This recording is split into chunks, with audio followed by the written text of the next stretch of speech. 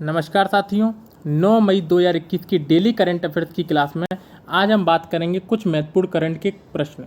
तो गाइस, आज का हमारा पहला प्रश्न है, अर्लाइन पेज ग्लोबल विजन पुरस्कार से किसे सम्मानित किया जाएगा? Margarita Luna Ramos, Gita Mittal, दोनों या फिर इनमें से कोई नहीं। तो दोस्तों, यहाँ पर हमारा सही आंसर हो जाएगा, इन दोनों को इस पुरस्कार से नवाजा जाएगा। मार्गेरिटा लूना रामोस मैक्सिको की हैं तथा गीता मित्तल भारतीय हैं। गीता मित्तल 2016 में जम्मू कश्मीर की मुख्य न्यायाधीश रही थी, जो उच्च न्यायालय है उसकी मुख्य न्यायाधीश रही थी तथा उस पद पर रहते हुए इन्होंने अनेक सराहनीय कार्य किए थे, जिसके कारण इन्हें ये पुरस्कार से नवाजा जा रहा है। ये पुरस्कार किसके द्वारा दिया जा रहा है? तो ये IAWJ के द्वारा दिया जा रहा है। इसका फुल फॉर्म क्या होता है? इंटरनेशनल एसोसिएशन ऑफ वुमेन जज। इसके द्वारा ये अवार्ड दिया जा रहा है। बात कर लेते हैं इस अवार्ड की स्थापना कब हुई थी। तो 1991 में इस अवार्ड की स्थापना की गई थी और इसका मुख्यालय है वॉशिंगटन डीसी में। वॉशिंगटन डीसी में इसका क्या है? मुख्यालय है। इसके प्रेजेंट टाइम पे हेड कौन है? तो प्रेजेंट टाइम पे इसके हेड हैं वेनेसा रुइज। वेनेसा रुइज इस टाइम पे प्रेजेंट में इसके हेड हैं। तो इसके द्वारा इन दोनों को अवार्ड दिया जा रहा है। गीता मित्तल प्रेजेंट टाइम पे किसकी अध्यक्ष हैं?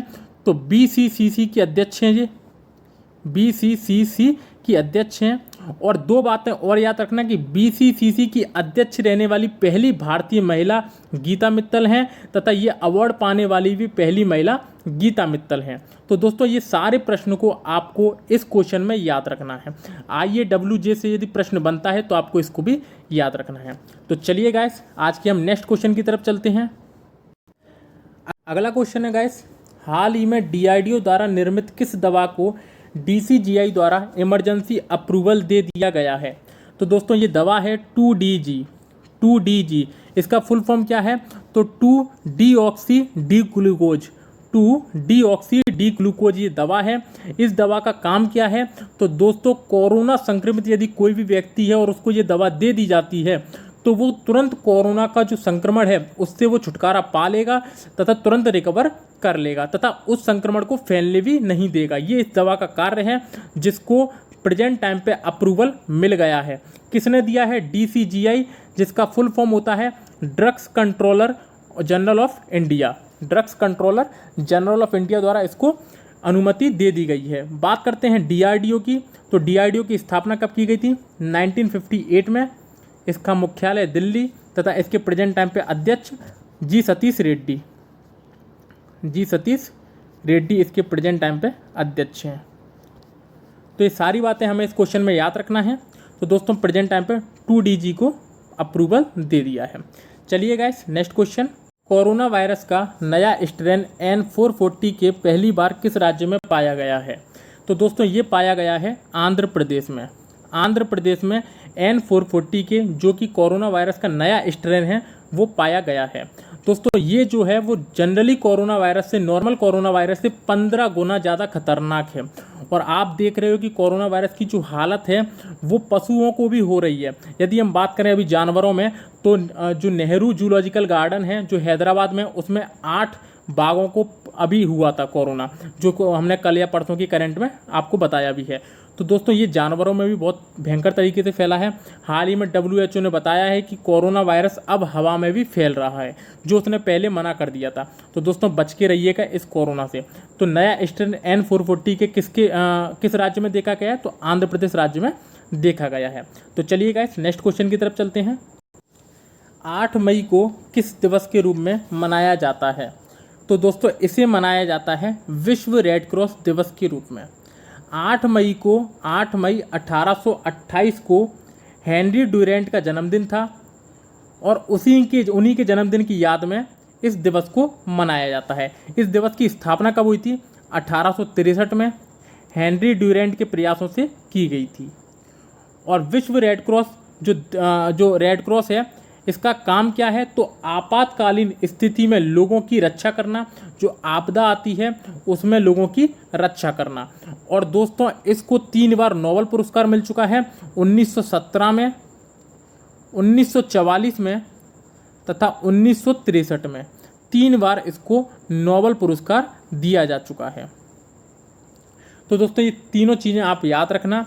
8 मई 1828 को हेनरी ड्यूरेंट के जन्मदिन पर इस दिवस को मनाया जाता है। तो चलिए गाइस, आज के next question, Laureus world sport award 2021 का sportsman of the year award का खिताब किसको मिला है? तो दोस्तों ये मिला है राफेल नडाल को। राफेल नडाल इस अवार्ड को 4थी बार प्राप्त कर चुके हैं। ये 4 बार इस पुरस्कार को प्राप्त कर चुके हैं। बात करें sports women of the year award किसको मिला है, तो वो मिला है नाओमी ओसाका को। नाओमी ओसाका को ये अवार्ड दिया गया है और वो इस अवार्ड को पाने वाली मतलब दूसरी बार पा चुकी हैं। 2 बार उनको ये अवार्ड मिल चुका है।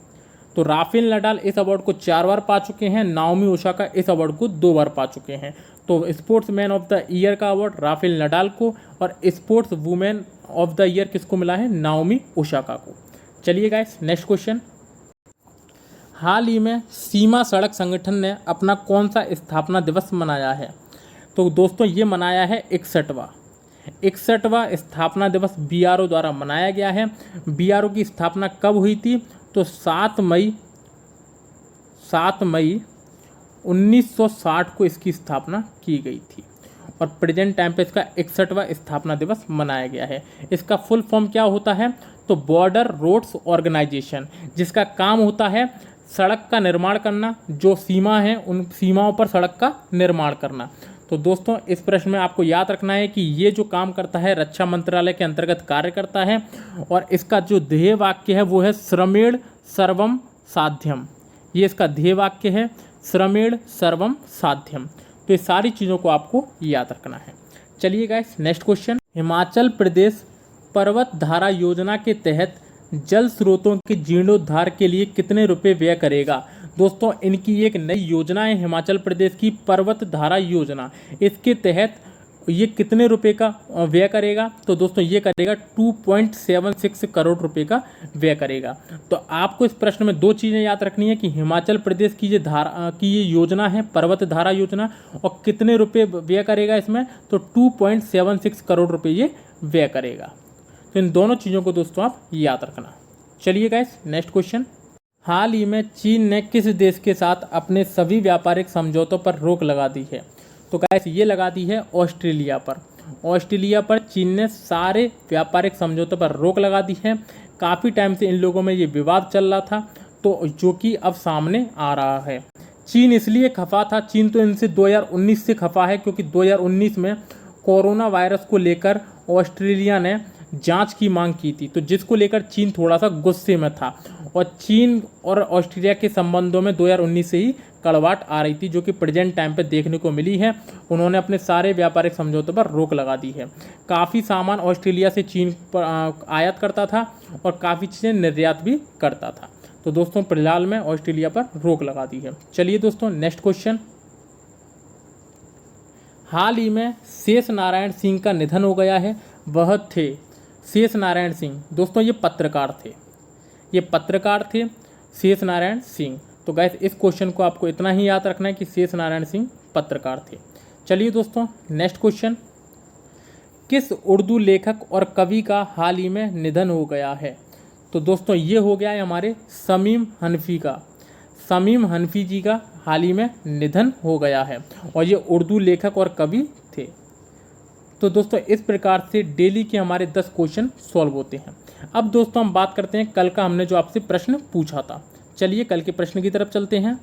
तो कल आपसे पूछा गया प्रश्न था, रिजर्व बैंक ऑफ इंडिया की स्थापना कब की गई? तो गाइस ये की गई थी हमारी 1 अप्रैल 1935 को। 1 अप्रैल 1935 को इसकी स्थापना की गई थी। किस एक्ट के थ्रू की गई थी? 1934 के एक्ट के थ्रू की गई थी। किसकी सिफारिश पर? तो यंग हिल्टन आयोग की सिफारिश पर। यंग हिल्टन आयोग की सिफारिश पर इसकी स्थापना की गई थी।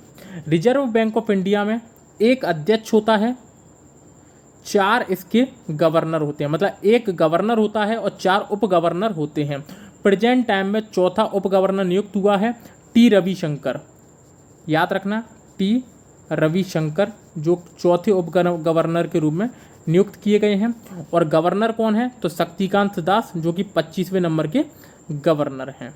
तो रिजर्व बैंक ऑफ इंडिया की स्थापना 1 अप्रैल 1935 को इसकी स्थापना हुई थी 1934 के एक्ट के थ्रू यंग हिल्टन आयोग कमेटी के सिफारिश पर। और इसमें 1 गवर्नर तथा 4 उप गवर्नर होते हैं। चौथे गवर्नर के रूप में हाल ही में टी रविशंकर को नियुक्त किया गया है। और प्रेजेंट टाइम पे गवर्नर शक्तिकांत दास जो कि 25वें नंबर के। और गाइस 1 जनवरी 1949 को रिजर्व बैंक ऑफ इंडिया का राष्ट्रीयकरण कर लिया गया था। तो इतने प्रश्न आपको आरबीआई में से याद रखने हैं। तो दोस्तों आज का हमारा आपसे पूछा जाने वाला प्रश्न है, आम आदमी पार्टी की स्थापना कब हुई थी? तो दोस्तों ये आपके पास चारों ऑप्शन हैं, आपको सही आंसर कमेंट बॉक्स में लिखकर देना है। यदि दोस्तों आपको इसकी पीडीएफ चाहिए तो हमारे टेलीग्राम चैनल धाकड़ कॉम्बो क्लासेस को जाके ज्वाइन कर लीजिए, वहाँ पर आपको सारी पीडीएफ प्रोवाइड कर दी जाएंगी। तो दोस्तों ज़्यादा से ज़्यादा वीडियो को शेयर करें, चैनल को सब्सक्राइब करें तथा बेल आइकन को जरूर दबा लें।